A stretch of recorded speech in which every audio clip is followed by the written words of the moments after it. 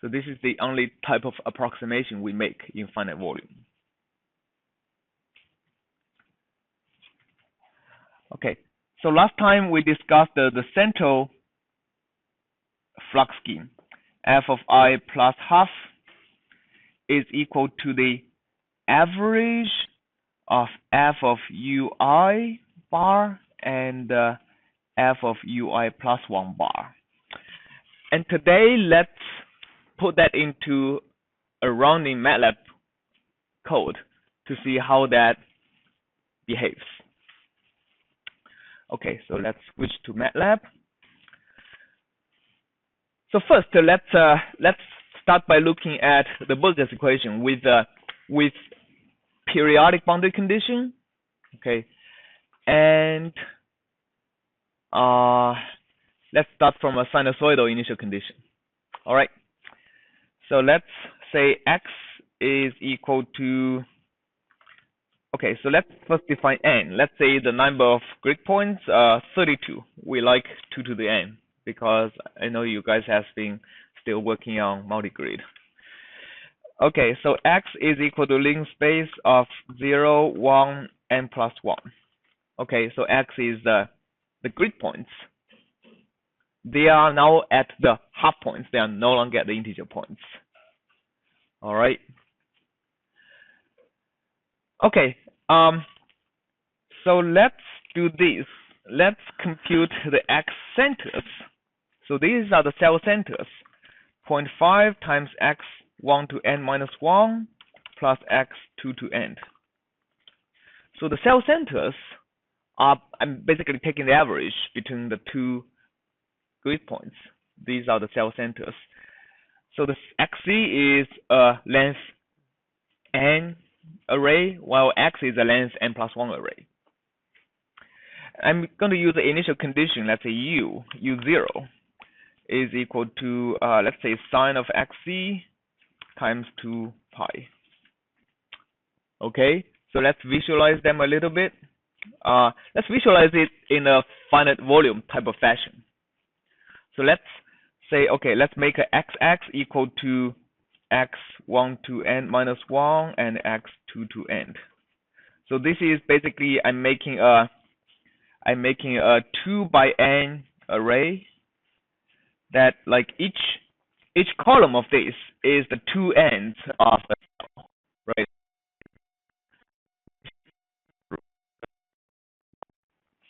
The first column is left and right of the first cell. The second column is left and right of the second cell. I'm also going to make yy is equal to y and y. So that's the, oh, not yy. uu is equal to u0 and u0. That's the solution in this cell. So if I plot xx and uu, I get these. You see that? Yeah, piecewise constants that reminds us we are using finite volume. Okay. Okay, so let's start from this initial condition and do a finite volume discretization. So let's still use OD45 to integrate forward in time, and just write a scheme, write a function. I'm going to new function. I'm going to call it Burgers ddt. Okay. I'm going to return a du dt given, is it t first or u first? T first? Okay, u. So you guys have used the OD45 pretty recently, so I trust you. Okay, Burgers ddt, and I need to basically, so the Burgers equation is an autonomous differential equation, which means the right hand side doesn't depend on t. So I'll ignore the variable t and just work on u. And is u passed in as a row vector or column vector? Column vector? Okay, good. So u is passed in as a column vector, and u is the cell averages of these 32 cells. So the first thing I'm going to compute, according to this, is the f at all the cells. So fu is equal to that is the only distinction between different equations. If we want to switch to a different equation, we just change this line, what this line should be in Burger's equation. U squared over 2, right? Okay, let me actually, just to make sure we understand what we are doing, FU bar. This is the cell averages. Okay, and the next line is we want to compute FU interface. And if we, now this line is what we need to change if we use a different finite volume scheme, right? I mean, basically, I'm writing the two most critical lines in finite volume. The first line represents the equation we are solving. The second line represents what finite volume schemes we are using. All the other lines you're going to see are exactly the same for different finite volume schemes, solving different equations. Okay, FU interface in this case is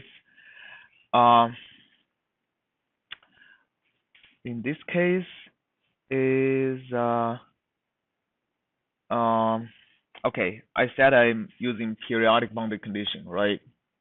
Let's do something simpler for now. Let's just use an easier boundary condition maybe. So let's use the boundary condition of u equal to 0 at both sides, okay? If I use a boundary condition of u equal to 0 on the left-hand side, what is my interface flux at the left boundary? 0, right? And what should be my interface flux in the interior if I use the central scheme? It's just the FU bar 1 to end minus 1 plus FU bar 2 to end divided by 2, right? Let's write it this way. And what is my right boundary flux? 0. Okay, great. So we now have the interface flux. Now we have the interface flux. Let's go back in the finite volume scheme. What is my dui bar dt? And the next thing I want to do is I want to compute du dt, right? Du dt is going to be equal to first of all the difference. Where is parentheses? Okay, the difference between FU interface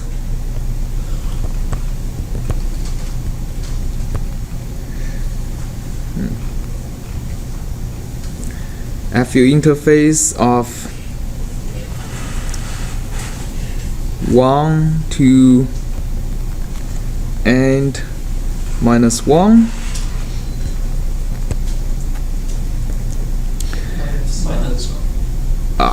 minus 1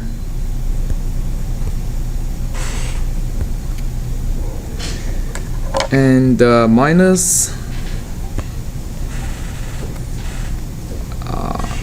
FU interface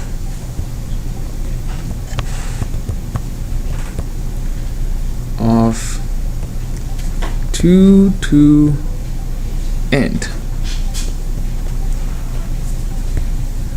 Right, so this is the difference between adjacent. This is the difference between adjacent interface fluxes, and I need to also divide by delta x, which I haven't computed yet. So I need to compute my delta x. If I know the total length of the domain is equal to 1, then basically I have 1 divided by the length of u, right? Okay.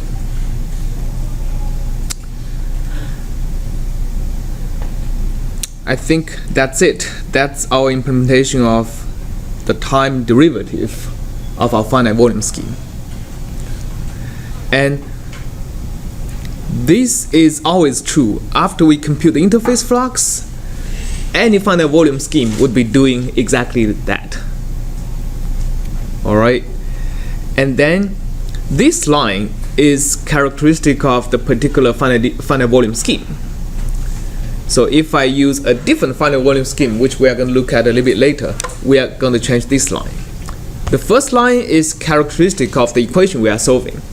If we use the same scheme but solve a different equation, this is the only line we are going to change. So let's save it.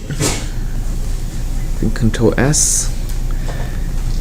And start to use MATLAB, use OD45 to solve this equation.